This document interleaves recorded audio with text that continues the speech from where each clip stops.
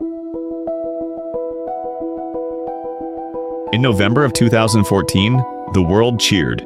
A European spacecraft called Rosetta had done the impossible, landing a probe named Philae on a comet, speeding through deep space. They said it bounced twice, powered down, and fell silent forever. End of story. But Elizabeth Doherty remembers the real story. That week, she interviewed Richard Hoagland, the man who never accepted what official channels served up as science. He asked what few dared to. Why were telemetry feeds abruptly cut? Why did NASA mirror the ESA's mission data? And why did the comet's images at full resolution look engineered, not natural? Fast forward 15 years. New analysis quietly released by the European Space Agency admits Philae didn't die where they said it did. It kept moving, drifting, tumbling, leaving behind 3 distinct impact craters and final photos showing marks that still defy explanation. Elizabeth and Hoagland said it then, and it's still true now. We were never told the whole story. From the Food Travel USA archives dated November 12, 2014. Here's Elizabeth Doherty. Right now we're talking with Richard Hoagland. He's an author, and we're talking about Comet 67P. Or are we? Welcome to the program. Thanks, Elizabeth. The reason we wanted to talk with you is you have written about these subjects, and it seems like this news came out of nowhere for most of us. You were probably aware of it prior. But the Rosetta mission, in case people don't know at this point, the Rosetta mission went out into space, aligned with a comet, and was able to land on it Wednesday successfully. But you're saying maybe it's something other than a comet. Okay, let me back up. First of all, in terms of my background, I'm a former NASA consultant. I was a former consultant to Walter Cronkite during the lunar landing days, back when we actually did space in the United States. And I've been running a nonprofit for the last 30-some years called the Enterprise Mission, looking at the kind of data behind the data, the things that government and NASA and now the European Space Agency are not exactly telling you. So you're definitely the authority on this. Well, thank you. This mission has been underway for 10 years. It was launched over 10 years ago. They reached it finally because it's a very complicated orbit, and with our limited technology, that probably sounds funny to some people who think that, space science is the latest there is. Well, we're still using rockets, and rockets require fuel and require, very judicious efficiencies and exercise of burn times and trajectories and all that. So it took them 10 years to get to this thing.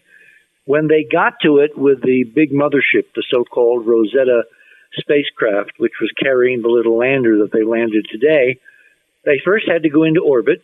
The object is about 2.5 miles across. Mm-hmm. It rotates about once every little over 12 hours. Its day length is about half the length of a day on the Earth. And as I said, it's tiny. It's 2.5 miles across. It's smaller than the little town that I live in here in New Mexico. And this Rosetta spacecraft from the European Space Agency has been orbiting very slowly and lazily because the gravity of this thing is almost non-existent. It's minuscule. Mm-hmm. You could fall from a height of 50 miles and land on your feet and not even feel it because the gravity is so tiny. So the real challenge was, how do you land something on an object that has almost no gravity, where if you land it and it hits at the wrong angle, it will bounce off and never come back again. Right. So they had to put on things called harpoons. They had a gas jet system that was supposed to fire a cold gas jet vertically down, so it pressed the lander legs down on the surface while the harpoons were being activated, and little screws on the landing legs were whirring away, drilling into the surface and trying to keep it anchored down.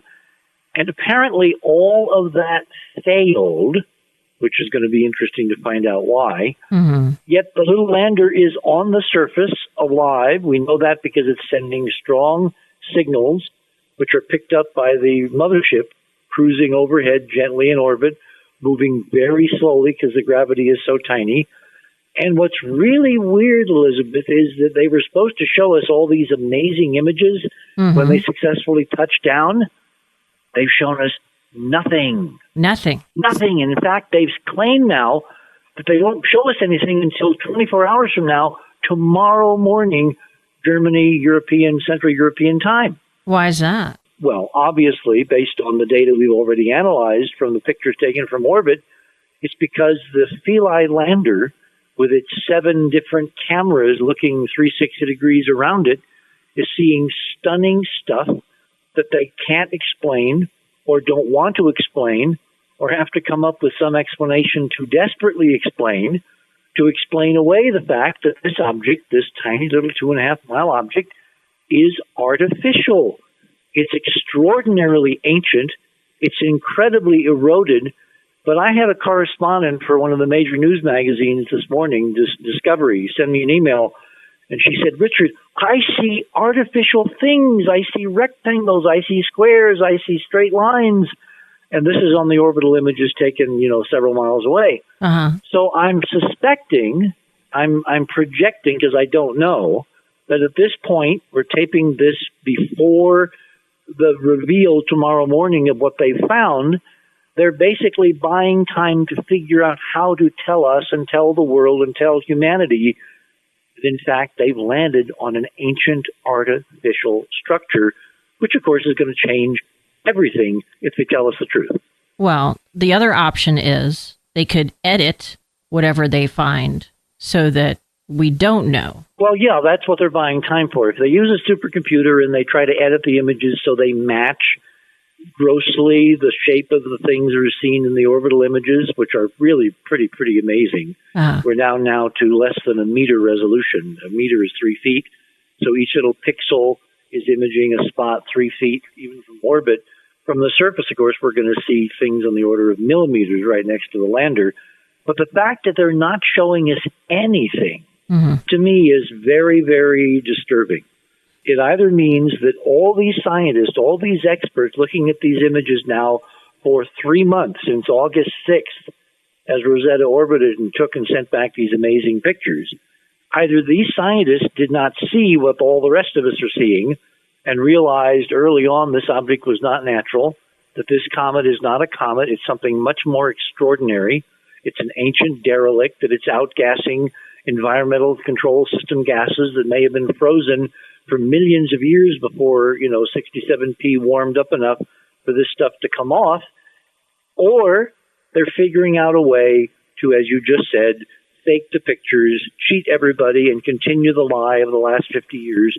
There's nothing interesting artificial out there when every space agency that sent probes, we now know, has sent back data revealing artificial stuff all over the solar system. Let's stop there for a second and back up for a quick moment. This thing traveled our lander, I guess the European Space Agency. Little Philae lander, they called it Philae, which is a name of an island in the Nile that was flooded when the Aswan Dam was built by the Egyptians and UNESCO back in the 60s. So they moved all the ancient Egyptian stuff, including a temple to Isis, to another island called Agilkia, and that's what they've named the landing site on this little comet. In addition to the spacecraft carrying the name Rosetta, which of course refers directly to the infamous Rosetta Stone, which was found by Champollion and the French back in the 18th century and was used to decode the hieroglyphs and provide a way to understand the amazing ancient Egyptian language itself. So the metaphors, the Egyptian metaphors around this mission are, constant and keep on flowing. And the interruption today in any data, any surface imagery, given that they have a healthy lander that apparently bounced twice according to their report, is very suspicious, because to me, it means that all these scientists are sitting there looking at computer screens, totally open-mouthed and not believing what they're seeing, and they don't know how to tell us. That's the most benign interpretation at the moment. Do you think the United States government already knew? Of course.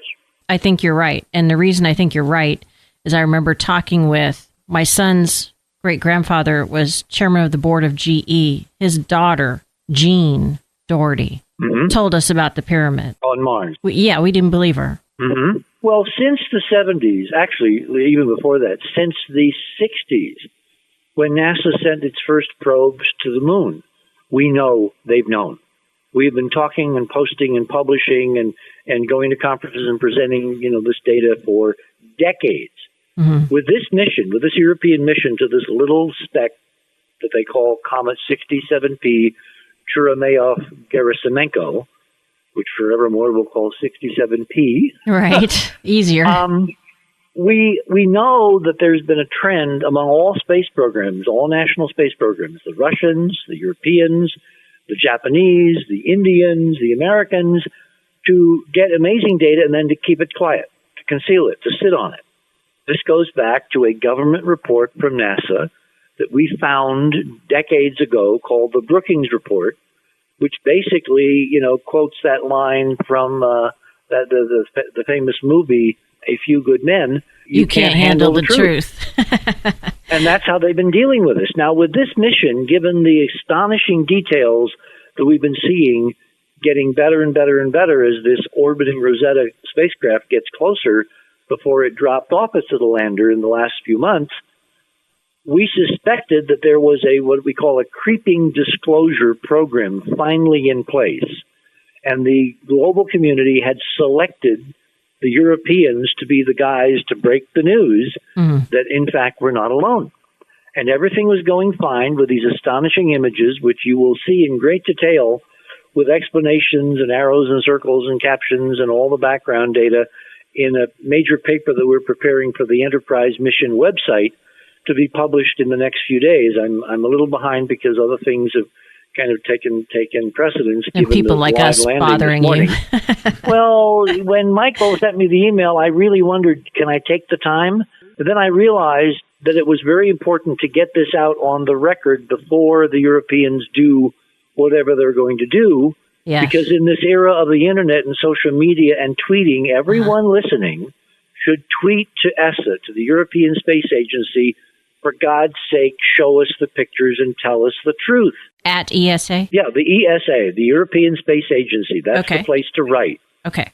And it's all over the internet. Just Google ESA or Rosetta and you'll get to their websites. And you leave comments, and the more people that demand the truth all over the world, the more likely it is that the diehards, the old bureaucrats, the fuddy-duddies that looked at these pictures and went into shock, catatonic amazement that this stuff is real, they're going to have to give way to a newer, younger generation that obviously want to talk about this amazing achievement on behalf of all mankind, if not the Europeans themselves. So that's why I said to Michael in my email, yes, I'll do 10 minutes, because it's really crucial at this amazingly incisive stage that we get honest voices in the conversation to demand to see what's really there, because it's astonishing and it will change everything for the better. This is what I want to really emphasize. For the better. So what you're saying is, just to encapsulate one portion of what you said, you are saying that there were already some pictures from a little further away that did not make sense for this to be considered a comet. Yes, absolutely, unequivocally. I would be willing to stand in front of a firing squad and make that statement because it's true. Wow. And it's been so long in coming, and as I said, when we publish the paper in Enterprise in a few days, just keep checking back with enterprisemission.com. Yes. You will see the details of what the Europeans are giving to humankind. And obviously now, because of this landing and what they're seeing in close-up, there has been some kind of a political problem, because they haven't said they have any problems with any of the instrumentation. They do have problems with the harpoons and with that little gas jet system that was going to hold them down so they didn't float away while they anchored themselves. But that has nothing to do with the images. Right. The images and the other instruments can perform even if they're just sitting loosely on the surface, because it doesn't require any moving parts. It doesn't require that, levers come out or arms or sample drills or whatever. It just sits there and takes pictures, and then they transmit the pictures to the orbiter.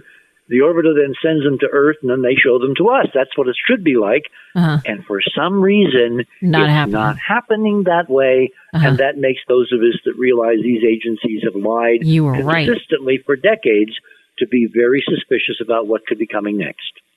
or not coming. What about religious leaders? How's this going to affect the religious stories of the world? Well, remember, the Catholic Church in the last several years has been talking about ETs as our brothers. I know. And that's not a metaphor. Right. And it shocked me that they did not discount the possibility. Now, it's called preparation for disclosure. Sure. And it wouldn't necessarily change radically all of the stories. It would modify them somewhat. Well, it would give them a whole new context. It would give them a whole new perspective. It would basically say that instead of a bunch of guys running around in robes writing down in a sacred book that we run our lives by important truths, that these people may have had a different set of relationships, right. Cousins, heritage. They are the descendants of whoever did the stuff we're seeing on this comet, that I have no doubt about. Based on what we've seen on Mars, you don't see human or human-like faces elsewhere unless we're somehow involved. That's what evolutionary theory at least tells us. So, yeah, this is a huge day, and I wanted to get this on the record, and you are the first interview I have done with this information in the last couple hours. We may pre-release this tonight. I would say don't sit on it. I would say move fast, because what we want is for everyone listening to use your vote, to use your voice, to use this incredible invention, social media, Facebook, Twitter, Flickr, all of these various outlets. Make your voices heard, demand the truth, and things are going to get really exciting if it works. I'm excited already. I mean, just the information you've given us. Now, it has to be either there are no inhabitants on this ancient ship. Oh, no. They've long since gone. This thing, if it's a day old, it's 100 million years old. Do we know who they were? Well, we suspect in our model that they were us, our great-great-great-great-great-great-great-great-grandmothers. Wow. Now, we won't be able to prove any of this until we get access to the libraries. Remember, if you have a huge solar system-wide ancient civilization, it could stuff places in a lot of different locations that would survive, regardless of what happened, to be read or opened or viewed or decoded afterwards, even millions of years later, because space preserves things really, really well. Right. One of the things that I suspect is the reason that the Europeans have gone to this comet is because they've known from ancient texts, sacred texts, that this object in a particular orbit was one of the key places to visit.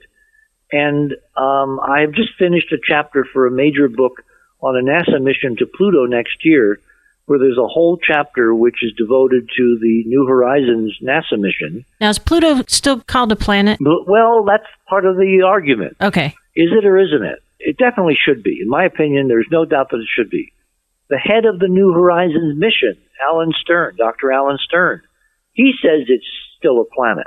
So if you got NASA people claiming it's a planet, and you get other NASA people claiming it's not a planet, and you look at when it was kind of dethroned, when it was deplanetized. Right. It came within a couple of months of NASA launching the New Horizons mission to Pluto. And there's a huge controversy over Pluto's discovery and the predictions and the early observations back in the 1930s by Clyde Tombaugh and the predictions by Percival Lowell at the Lowell Observatory. He's the guy who predicted Pluto. And what's really weird on New Horizons, NASA, for some reason, has carried the ashes of Clyde Tombaugh, who died a couple of years ago. So he's memorialized in a space mission by NASA, flying by the planet he discovered in 1930 in 2015. So next summer will be the flyby of Pluto with images coming back. And Tombaugh's ashes are on board the New Horizons spacecraft, but Percival Lowell's are not. And so in this chapter, I go into the history of why Lowell was, shall we say, downgraded and poo-pooed, and they've tried to move him out of the historical spotlight because there are things about Pluto itself that don't make sense in terms of his initial predictions and then the confirmation photography. So the next year, given the fact that Pluto itself is supposed to be a Kuiper Belt object now, reclassified, and NASA has just found two little objects beyond Pluto. That's what I was going to ask you. Kuiper Belt objects which they're going to fly by with New Horizons about 4 years after the Pluto flyby next summer. And those Kuiper Belt objects, the end of a long story, are somehow connected, we now know, to 67P. How do we know that? Because the original work, the research work after this little comet that the Europeans landed on this morning, was found back in 1969. This object was only really discovered by the two Russians in the same year that the Americans landed on the moon, in Project Apollo. So it's not that old in terms of scientific history. Anyway, the idea that it's a random object, that we just happen to hit the jackpot it's not by sitting down on something randomly, is not really realistic. The odds are so overwhelmingly against that. So our analysis says, one, they knew what they were going to. Two, they knew it came ultimately in terms of celestial mechanics from the Kuiper Belt before Jupiter's orbit kind of snagged it, or Jupiter's gravity snagged it into an inner orbit of the solar system, a 6.5-year orbit, which it now orbits. And so when the other spacecraft, New Horizons, flies past Pluto next summer and then continues on to visit another Kuiper Belt object in its original habitat, i.e. in the Kuiper Belt, we may actually see in those images another 67P. You follow? Yes. So the history-making, parade will Continues. not stop with this mission, and this mission itself is continuing because Rosetta is supposed to continue orbiting 67P, this little comet, for the next year. It itself passes closest to the sun in August, a few days after the New Horizons flyby of Pluto, which will be in July. And little Philae on the surface is supposed to be sending back data at the same time. We may have two ongoing missions with astonishing data, completely changing our perspective on who we are, how ancient the human race really is, who we used to share the solar system with, and all of that accelerating between now and next summer when New Horizons get a first close-up look at Pluto and Charon, its single large moon, and the other much smaller moons, setting the stage for what it will see when it enters the Kuiper Belt itself. Two quick questions. First, do you think that the Earth went through some sort of reset, and that's why it's almost like we started over as a civilization? Oh, yes. I mean, there's a lot that's happened in the last 100 million years. And the details of the unraveling of this history as we are trying to reconstruct it, as with every science, you have to be very careful. You have to make sure your data is good. Right. The problem with the data, of course, is it's being fed to us, spoon-fed by people who do not want us to really know the truth. So you have to do a lot of interpolating, and you have to have sources. Undoubtedly, if they don't tell us the truth, there will be leaks out of ESA. Given the huge head of steam and the political firestorm that's been going on around this comet. I mean, there are media trucks, antennas backed up around Darmstadt 3 deep. So if they don't reveal the real stuff, and other people in the organization, which is very far-flung, it's even bigger than NASA, and much harder to control because it's got all these separate governments. Europe is not a single-minded political entity. It's got radicals, it's got conservatives, it's got Christians, it's got Muslims, it's got Buddhists, it's got liberals, it's got, Tories, it's got everybody.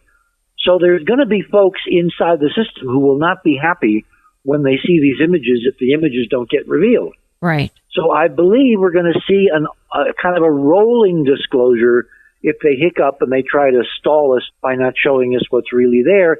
But we've got hundreds and hundreds and hundreds of images taken from orbit where, as I will make the case in this paper on Enterprise in a few days, it is now zero doubt that we're dealing with an ancient artificial construct left to us by somebody a long time ago, and a whole huge segment of solar system history is radically different and radically more interesting than we've been allowed to see or know, and that could all change within the next 24 hours. Well, one last question.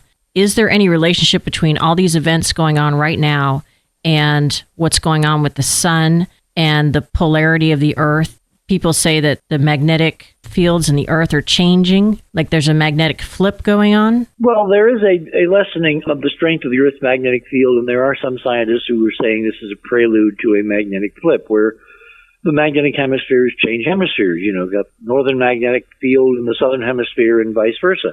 I don't know what the time scale of that is. I know there have been changes. I know the actual location of the magnetic poles on the Earth has been changing. They've been moving, which they normally do anyway. The thing is, there seems to be a coincidence in time between major world-changing, history-changing events on the planet, on the Earth, right, having to do with the physics of the Earth, and an accelerating knowledge of what's in the solar system, which was left to us in our model by a culture which knew this physics. We call it hyperdimensional torsion field physics. And when you apply that modality to the observations of the sun and the Earth and its changing properties, both climatology as well as the magnetics, yes, there does seem to be some correlation that it's not just a coincidence that it's now that they may be going to give us the truth. And I think this is exactly why people are so uptight right now. Well, yeah, because the physics, if we're right,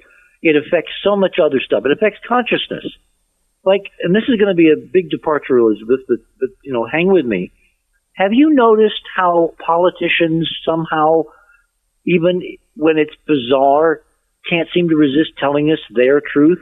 Right. And so many have gone by the wayside because they've said things that are unpolitic or they've revealed their subconscious thoughts. I mean, it's going on at an accelerating rate. Right. That is applying to everything, to all of human consciousness right now as this background physics changes. That changing physics not only affects the planet and the sun, it affects us. It affects our animals. It affects other living systems on the Earth, the tremendously interlocking, eco web environmentalists talk about all the time. So, yeah, it's not really accidental that this is happening now, because if you go back and read the original Brookings report, they basically said, and I'm going to paraphrase from page 216 and 217 in the report, you can't handle the truth, but if we put in place this massive educational program with film, television, radio, experts, opinion leaders, all of this, they said all this, I'm just paraphrasing in the document, eventually people will be prepared, educated enough to handle the truth.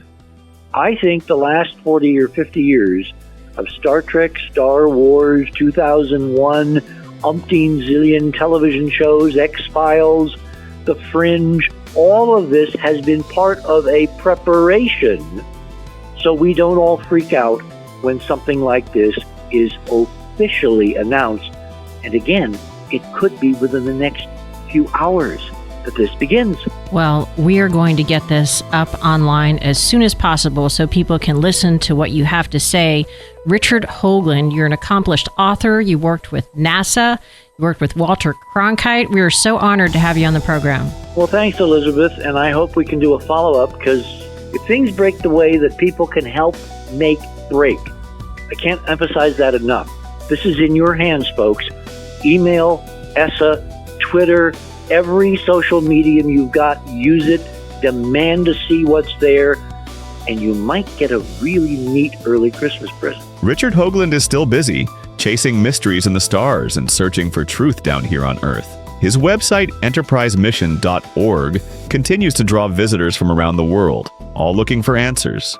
This is Elizabeth Doherty's Food Travel USA. Since 2010, the truth about food and travel.